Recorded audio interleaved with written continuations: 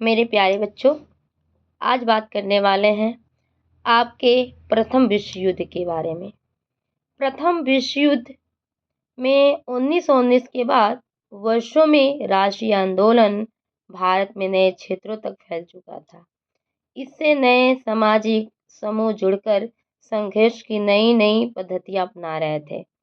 जिसमें बात करते हैं, प्रथम युद्ध में पूरा विश्व ही जल उठा था। इसके कारण नवीन राजनीतिक आर्थिक परिस्थितियां भी बनी थी, जिसमें जन धन और संसाधनों की विनाश देखने को मिल रहा था, जहां पे कर्जों को बढ़ा दिया गया था। राष्ट्रों ने युद्ध व्यय की भरपाई करने के लिए बढ़ाए सीमा शुल्क में भी वृद्धि कर आयकर को भी थोप दिया था। जिसमें बात करते हैं 1913 से लेकर के 1918 तक वस्तुओं के मूल्य आकाश को छूने लगे थे।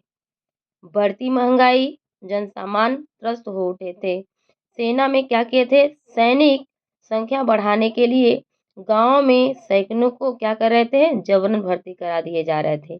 युवक को बलपूर्वक सेना में भेजे जाने से गांव में क्या हुआ, आक्रोश भड़क उठा। इसी अवधि में गांव में फसल नष्ट भी हो गई, भूखमरी भी आई, फ्लू तथा महामारी भी फैल गई। इसी महामारी में देखा गया कि 120 से 130 लाख लोगों का जीवन ही ले लिया। और जब भर्ती करवाया गया तो सेना में भर्ती की प्रक्रिया ऐसे चली जो अंग्रेजी लोगों को सेना में भी भर्ती कराने के लिए लेते थे, लेकिन लोग समझ रहे थे कि युद्ध समाप्त हो जाने पर उन्हें भी कठिनाइयों से मुक्ति मिल जाएगी, परंतु ऐसा हुआ नहीं। इसी अवधि में भारत के लोगों गांधी के रूप में एक नया नेता मिला, जिसे आंदोलन को नए ढंग से संचालित किया। अब बात करते हैं केंद्रीय शक्तियों के बारे में, अब मित्र राष्ट्रों के बारे में। केंद्रीय शक्तियां ये प्रथम विश्व युद्ध के दो मुख्य गठबंधनों में से एक थी। यह गठबंधन अगस्त 1914 से पश्चिमी मोर्चों पर फ्रांस की ओर ब्रिटेन खिलाफ और पूर्वी मोर्चे पर रूस के खिलाफ युद्ध में थी। जिसमें मित्र राष्ट्रों में शामिल देखा जाए, जर्मनी, इसमें शक्तियों में जर्मनी भी था, ऑस्ट्रिया हंगरी भी था, और संयुक्त राज्य अमेरिका भी था, न्यूजीलैंड भी था, दक्षिण अफ्रीका भी था। अब बात करते हैं मित्र राष्ट्र के बारे में। मित्र राज्यों ने क्या किया, जर्मनी के नेतृत्व वाले गुट से लड़ाई लड़ी।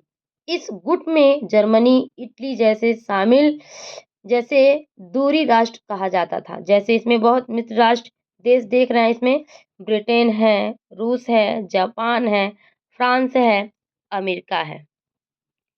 अब बात करते हैं सत्याग्रह का अर्थ, यानी सत्याग्रह का विचार। महात्मा गांधी दक्षिण अफ्रीका से जनवरी 1915 में भारत लौटे। दक्षिण अफ्रीका में अपना सत्याग्रह एक नया विचार नस्लवेदी सरकार को झुकने पर विवश कर दिया। इसमें जिसमें सत्याग्रह से यानी सत्य की शक्ति पर क्या कर रहे थे, बल देना चाहते थे, और सत्य की खोज पर इन्होंने क्या किया, बल दिया। और बिना सत्याग्रही मात्र अहिंसा के ही क्या किए, सहारे संघर्ष में सफल भी हो जाते थे। जिसमें देखा गया बहुत सारे ऐसे आंदोलन कहा, अब ऐसे नहीं एक जन आंदोलन हो, नया तरीका होगा, जिसमें अफ्रीका में कहा गया रंग भेदी सरकार होगी। इसमें सत्याग्रह का सिद्धांत कहता था कि यदि कोई सही मकसद के लिए लड़ाई लड़ रहा हो तो उसे अपने ऊपर अत्याचार करने वाले से भी लड़ने के लिए ताकत की जरूरत नहीं होती। गांधी जी का मानना था कि एक ऐसा सत्याग्रही अपनी लड़ाई अहिंसा के लिए द्वारा जीत हो सकती है।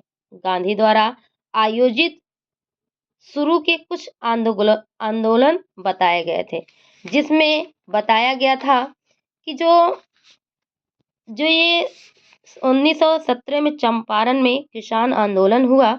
जब भारत के पश्चात गांधी ने 1916 में बिहार के चंपारण में दमनकारी बागान व्यवस्था के विरुद्ध किसानों को क्या किया, संघर्ष के लिए प्रेरित किया।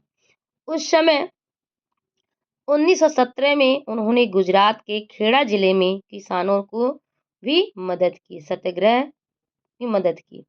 फसल खराब हो जाने के तथा प्लेग की महामारी के कारण किसान क्या किए, लगान नहीं चुका पा रहे थे, जिसमें सूती कपड़ा कारखानों ने मजदूरों के बीच भी पहुंचकर क्या किया, आंदोलन किया।